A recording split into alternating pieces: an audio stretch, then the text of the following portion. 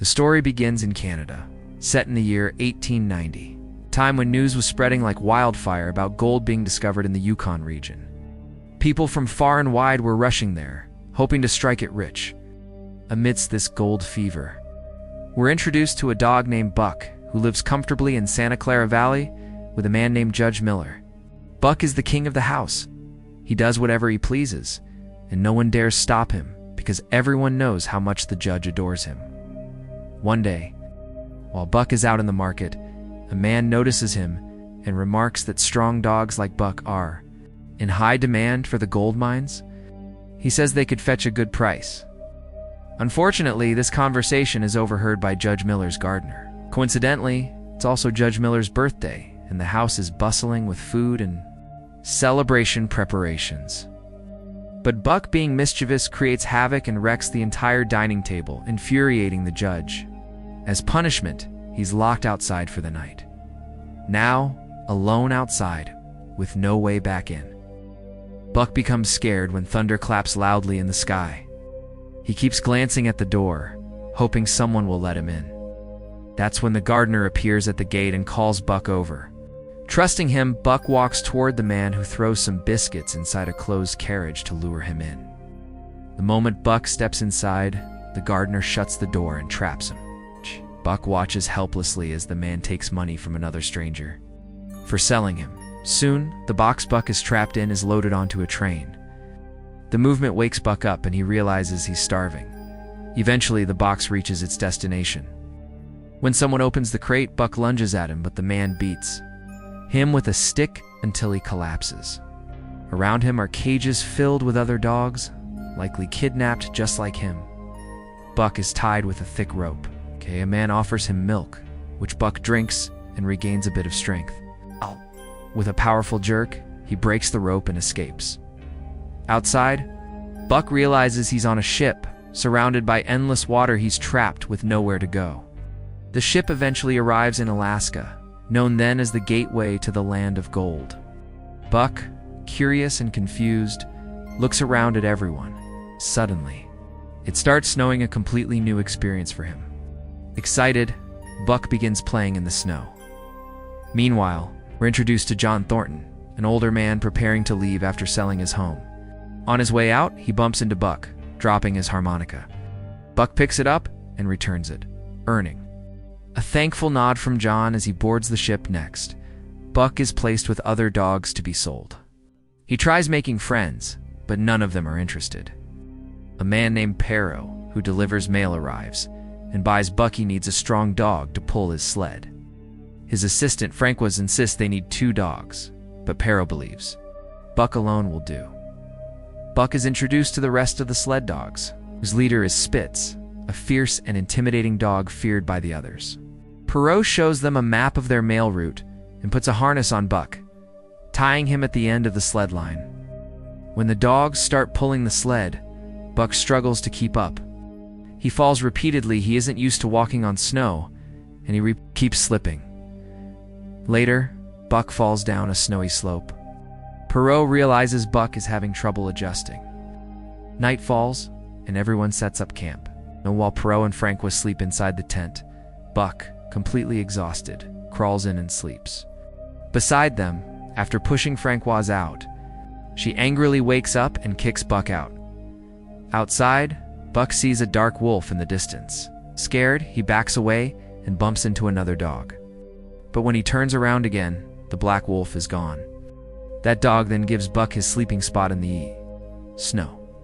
From this, Buck learns how to sleep in the cold. The next morning, the journey resumes. Buck is still unable to run properly in the snow. But over time, they keep traveling and delivering mail across harsh terrains. One night, as all the dogs are fed fish, a bigger dog steals Buck's meal. Instead of fighting, Buck offers the fish to the dog peacefully. The other dogs look at him in surprise as they continue their expedition. One scene shows Spitz drinking water when another dog approaches. Spitz growls and chases the dog away, refusing to share. All the other dogs stay back out of fear. Seeing this, Buck breaks the ice on the other side, allowing the thirsty dogs to drink. This enrages Spitz, who becomes jealous of Buck's rising popularity, eventually Buck learns to run perfectly on snow. He becomes faster and more agile, helping Perrault deliver mail efficiently.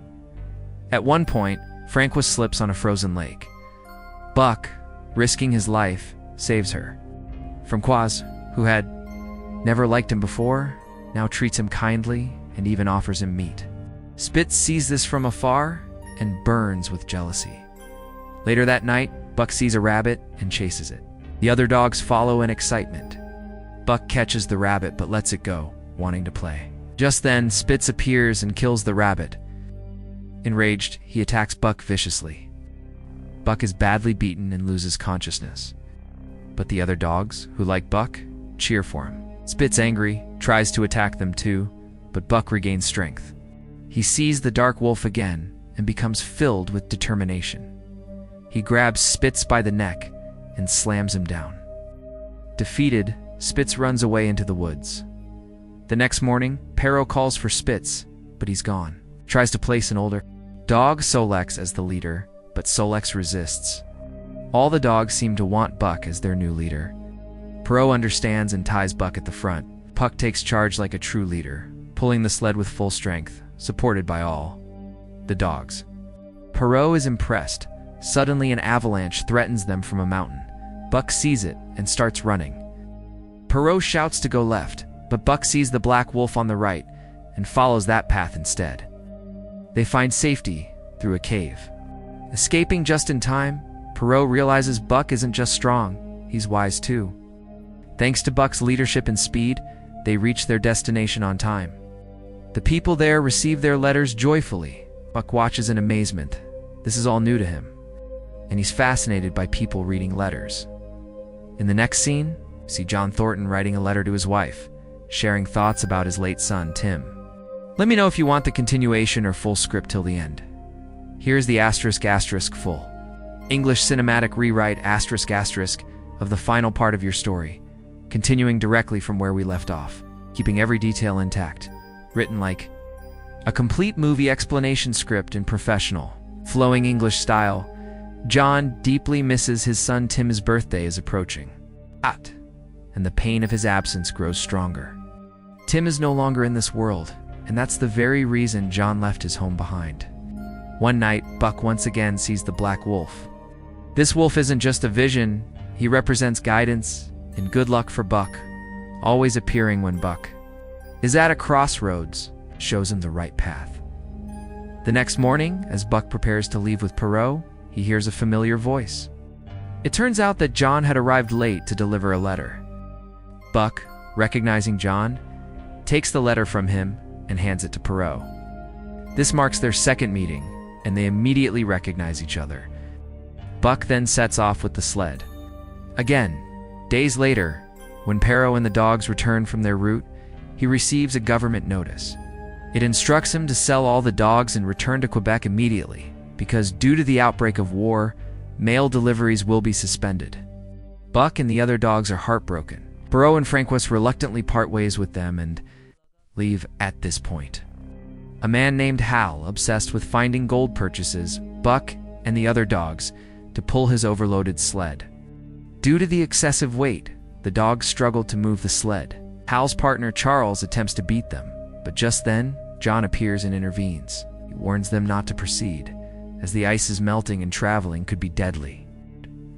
Hal, blinded by his obsession with gold, refuses to listen and pushes forward. Due to the harsh journey, extreme exhaustion, and hunger, Buck collapses. Meanwhile, John packs his belongings and begins heading out on his own. Hal, frustrated with Buck, pulls out a gun and prepares to shoot him. Just in time, John returns and stops him again. He pleads with Hal not to continue further, but Hal is too obsessed to care. John then separates Buck from the team, allowing the others to leave. John takes Buck back to his cabin, where Buck remains unconscious for 2 days.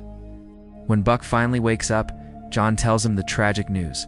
All the other dogs have died. He gently says, "You're free now, you can go wherever you want." Later, John visits a local bar and buys himself a drink. Buck follows him there and is alarmed to see John being attacked by Hal. Buck leaps at Hal, attacking him fiercely and stopping the assault. Hal pulls a gun, ready to shoot Buck, but a crowd of people gather and force Hal out of the bar.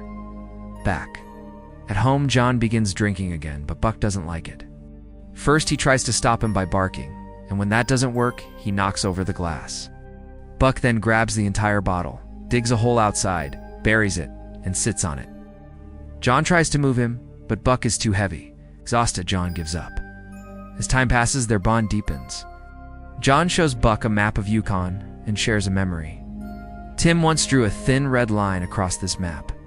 He said anyone can follow a map, but we'll go where the map ends. Inspired, they decide to follow that unknown trail. The next day, the two set off in a boat. That night, while camping under the stars, Buck stretches out his paw toward John in friendship. John smiles and invites him inside the tent. The following morning, they continue their journey via river. The current is dangerously strong, but Buck is thoroughly enjoying the thrill. At one point, the boat hits something and starts leaking, so they abandon it and continue on foot. Eventually, they arrive at a beautiful, untouched place. Remote, wild, and peaceful. Buck finds a perfect spot for a home, and John cleans it up, tossing out old junk. That night, they hear wolves howling. Buck is frightened, but John tells him, "Don't be afraid, they're your ancestors." Meanwhile, Hal, still seeking revenge, arrives at John's old cabin. He finds the Yukon map and instantly realizes where John has gone. Back in the wilderness, John is bathing in a lake when he finds a small gold nugget. Overjoyed, he and Buck begin panning for more gold and manage to gather several pieces. One day, Buck sees a white wolf. John encourages him to follow it. Buck chases the wolf, but suddenly, a bear appears. Terrified, Buck hesitates, but then spots the white wolf again across the river. They finally meet for the first time. Buck tries to make peace, but the wolf runs away. Later, Buck sees the white wolf and her pack hunting. One of them slips into the lake and is carried away by the current. The wolf gets stuck on a branch, and Buck quickly rushes in to save him using his strength and intelligence. After that, the wolves accept Buck as their friend. Buck now spends most of his time with them, growing closer to his new family. John, meanwhile, starts feeling lonely at night. Buck always returns to John, bringing him food from his hunts. One evening, Buck is out with a female wolf and John falls asleep waiting for him. The next morning, Buck tries to tear John's cap, seemingly trying to wake him. Just then, the white wolf arrives across the river, calling for Buck. John gently tells Buck, "Go with them." Buck leaves, but John secretly follows to watch from a distance. He sees the wolves happily accepting Buck into their family. John realizes Buck has finally found where he truly belongs, but deep inside, he starts missing his own family. John throws some of the gold into the river, keeping a few pieces for himself. He looks at Buck and says, "You've found your family now. Stay here. Tomorrow, I'll return to mine." Buck is heartbroken. Sensing his sadness, the white wolf gently comforts him. Suddenly, John hears noises outside his cabin. When he goes to investigate, someone shoots him. The lantern in his hand falls, starting a fire. The shooter is none other than Hal, back for revenge. A brutal fight breaks out. Hal shoots John and forces him to reveal the location of the gold. Seeing it, Hal becomes crazed with greed. Just as he prepares to kill John, Buck arrives and violently knocks Hal into the burning cabin, where he dies instantly. Mortally wounded, John hands Buck a cloth and says, "Don't worry, this is your home now."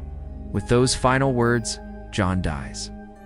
Buck mourns deeply, filled with sorrow. The white wolf returns and comforts him. In the final scene, Buck and the white wolf are now mates. They have 2 pups, and Buck leads their pack. He rules the forest with strength and wisdom, even facing bears without fear. Ow. It becomes clear Buck was never meant for the city. He truly belongs to the wild. Asterisk, asterisk.